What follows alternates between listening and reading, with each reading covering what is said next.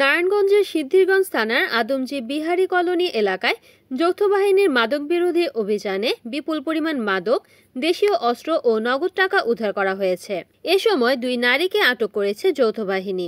বুধবার 18 জুন রাত 8টা থেকে 10:30 পর্যন্ত সেনাবাহিনী ও পুলিশের যৌথ নেতৃত্বে এই অভিযান পরিচালিত হয়। অভিযান পরিচালনা করেন সেনাবাহিনীর মেজর আফসান। অভিযানে উদ্ধারকৃত জিনিসের মধ্যে রয়েছে গাঁজার 84টি পুড়িয়া, বিপুল পরিমাণ গাঁজা, ছোট বড় 17টি দেশীয় অস্ত্র, 4টি রামদাস, সেনাবাহিনীর একটি থান কাপড়, একটি ছোট ডিজিটাল পাল্লা, 11টি মোবাইল ফোন এবং নগদ 7,113 টাকা। অভিযানে আটক করা হয়েছে মোসাম্মদ ফারজানা আক্তার ও আয়শা বেগমকে। তবে অভিযানের সময় মোহাম্মদ নাদিম নামে এক আসামি পালিয়ে যায় বলে জানিয়েছে পুলিশ। অভিযান শেষে সিদ্ধিরগঞ্জ থানার উপপরিদর্শক মোহাম্মদ জহুরুল ইসলাম জানান, আটককৃত 2 নারীর বসতঘরে যৌথ বাহিনীর অভিযানে দেশীয় অস্ত্র ও মাদক উদ্ধার করা হয়েছে। তাদেরকে থানায় নিয়ে আসা হয়েছে এবং এই বিষয়ে আইনগত ব্যবস্থা গ্রহণ করা হচ্ছে।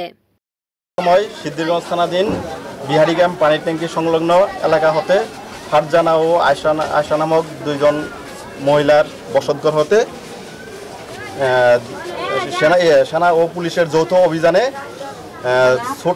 ছোট বড় দেশীয় অস্ত্র 17 পিস, 7,113 টাকা, সেনাবাহিনীর পোশাক 10 মিটার, মোবাইল 11টি, 84 পুড়িয়া গাঁজা এবং 200 গ্রাম গাঁজা, ডিজিটাল পাল্লায় 1টি উদ্ধারপূর্বক সিদ্ধিরগঞ্জ থানা পুলিশের হেফাজতে নেওয়া হয়েছে এবং এ সংক্রান্তে মামলা দায়েরের প্রস্তুতি চলছে।